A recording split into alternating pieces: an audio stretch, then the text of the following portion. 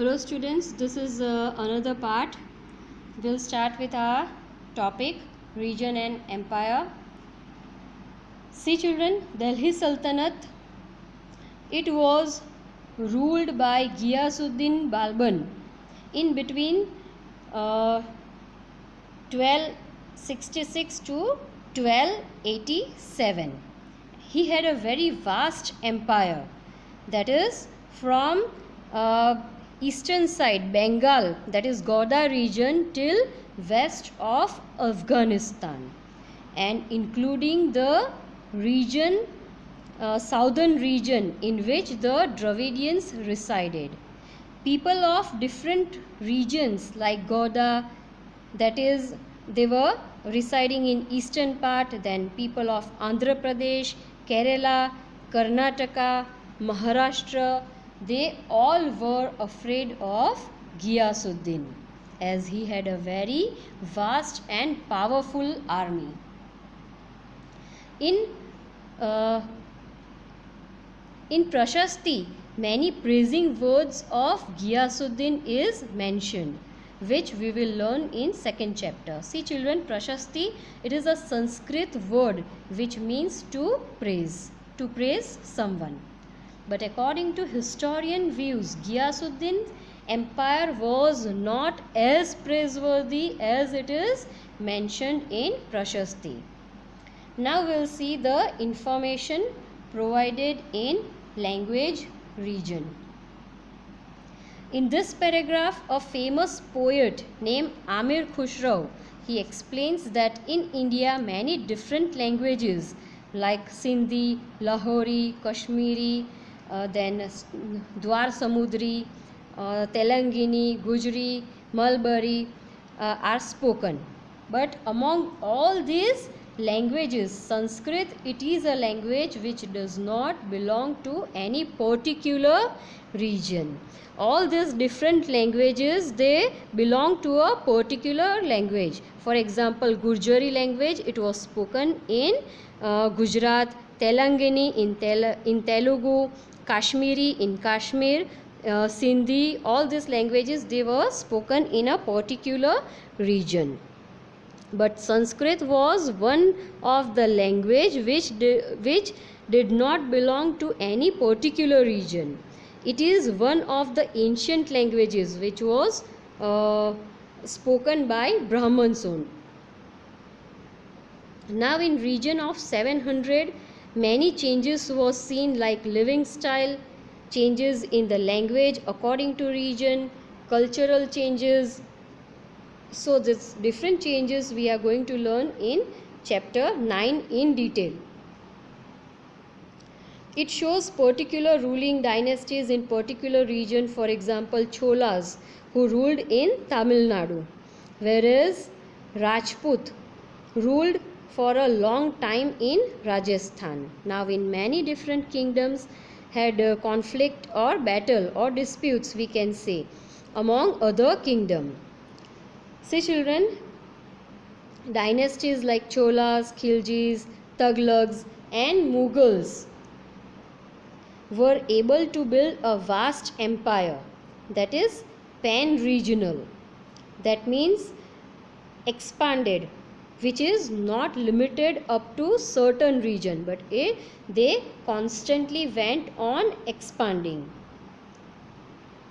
Now see, not each and every empire or kingdom were successful to establish their rule. If we talk about Mughal Empire, they started their rule in 16th century. Babur was the first ruler and they ruled nearly for 300 years. Then slowly and gradually their rule started declining. Now during this period, the regional states, means the small kingdoms, started emerging again, as there was no powerful rule after Mughals to suppress them.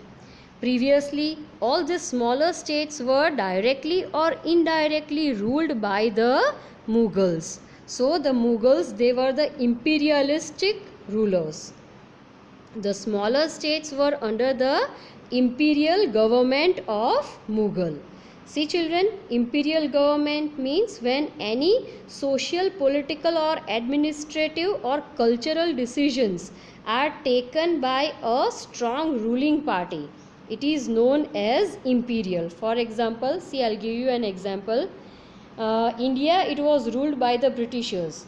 In India, the social, political, administrative decisions, they were taken by the Britishers, and so the Britishers, they were imperialistic, means they dominated on Indians. Now all the smaller regions, they had their own distinct way to live and follow their own culture, as there was no dominating kingdom after Mughals. At the same time, they also shared their culture and administrative policies with each other. The period between 700 to 1750 did not grow without losing their identification. It means that the smaller region, they started adopting the useful information or useful policies of bigger kingdom, but at the same time they did not lose their religion or way of administration or their cultural status. Now see children, moving on to the next topic, that is old and new religions. In this topic we are going to discuss about new and old religion, how they came into existence, how many different kind of changes came in this 1000 years. During this period, people believed that there was some supernatural power apart from their universe which was powerful than them. There was a divine power which controlled them. So people, they started worshipping this divine power and they transformed or gave a name of religion to it. It was socially and economically connected. That means whole group of society had the same ideology of following supernatural power, or we can say they gave a name of a religion. In this period of 1000 years, that is medieval period, great transformation took place in Hindu religion. That means new god and goddesses, they came into existence. The sculptors, according to their imagination, they carved many different idols, images of god and goddesses according to their imagination, and they gave name to particular particular name to that. Construction of new temples were done by many renowned or famous kings. Now during this period, importance of Brahmins and priests also increased. They were considered as an important and dominant part of the society. They were included in taking important social and cultural decisions in society. If any kind of changes were to be made in society or culture, at that time the Brahmins, they were specially invited in a group of society and requested to think on that particular changes or make amendments. As Brahmins had knowledge in Sanskrit, it gave them a respectable position in the society. Appointing knowledgeable Brahmins also helped in giving a respectable position to the king in their kingdom. During this period, people started devoting God by singing hymns and offering prayers to God. So there was no need of a mediator like Brahmin to connect with God. The devotees, they themselves can connect with God by doing bhakti, that is chanting of God's name. So this was a period of bhakti region.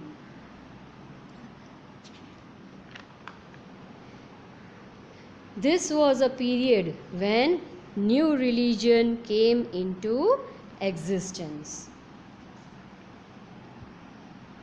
In 17th century, Holy Quran was first introduced through merchants, that is traders or migrants. Migrants means people who moved from one place to another in search of food and shelter. And Muslims started believing that there is only one supernatural power, that is Allah, who will protect all the human races, and who will believe in, and those who will believe in him, in return they will be blessed with his grace and love. As in Hindu religion we have Brahmins with acquired knowledge, so were ulamas in Muslim religion. See children, these ulamas, they were like saints or sages as we have in Hindu religion, like Brahmins. Who had these ulamas, they had great knowledge of their religion and were aware about their jurist, means the rules and regulation to be followed by their particular religion, Muslim religion. Muslim religion was again divided into two parts, that is Shia Muslim and Sunni Muslim. Now if we talk about Shia Muslim, they were one who were ruled by Ali. Now who was this Ali? Ali was the son-in-law of Prophet Muhammad. Prophet Muhammad was the original founder of Muslim religion. So Ali, he was son-in-law of Prophet Muhammad. So the people who followed Ali were known as Shia Muslims, whereas Sunni Muslims were one who followed Khalifas of the community. Khalifas means leader of Muslim community. That is, after Prophet Muhammad's death, the ulamas, the leaders of their religion who propagated the Muslim religion, they were the one who were known as Khalifas also, the ulamas. The people who followed Khalifas, they were known as Sunni Muslims. Now see children, in Iran people follow the Shia, whereas in other regions they follow Sunni. Now there is a constant conflict between these two people, these two division of people, though they belong to the same religion, Muslim religion, then too a constant conflict is going on between them, only trying to prove that they are the original followers of Muslim. That means the Shia, they try to prove as they are the original Muslims, whereas the Sunni, they try to prove that as if they are the original Muslims. Now during this period many school teachings and their laws, they came into existence, like Hanafi and Shafi, which were started in India to teach their originality and cultures and rules and regulation of Muslim religion. Now another topic, thinking about time and historical records. Now see children, historians believe in such type of important changes which take place in certain time period. How society changes, how religion changes, etc. They don't take time as passing few hours or days as clock or calendar. and accordingly they will write history, that is information of past time. Now see children, in 19th century historians tried to divide the history of India into three parts, that is Hindu, Muslim and British, but was not accepted by the society and other historians because it did not show the diversity in our economy or society.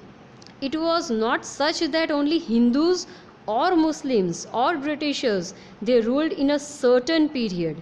See children, all of them existed in one period only, which showed a diversity in religion and culture. And so the other historians did not accepted this division of Hindu, Muslim and British. Only few followed it. Other historians, they believed that it would be more helpful if we give information on social and political conditions prevailing in certain time period. It would be more better if they followed social and economic factors.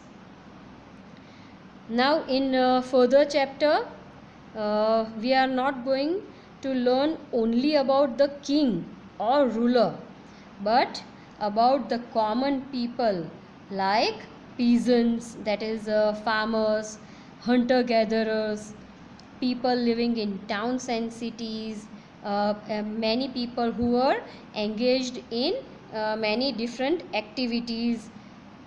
This period was considered as medieval period, that is between 700 to 1750.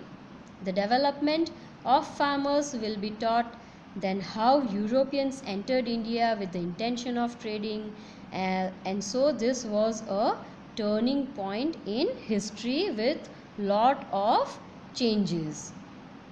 After medieval period, a period of modernization started, that is after 1750. This was a period in which material progress was seen and intellectual advancement was done wherever necessary. Their thinking power increased, they had money power, due to which they started progressing and developing. We will see how they developed more with their intellectual and financial power in next chapter. See children, I hope that you all got the detailed information about every topic very nicely, but then too, if you all have any kind of problem, you all can contact me. Okay, if you all have easily understood this chapter, then please kindly like, share and subscribe. Thank you.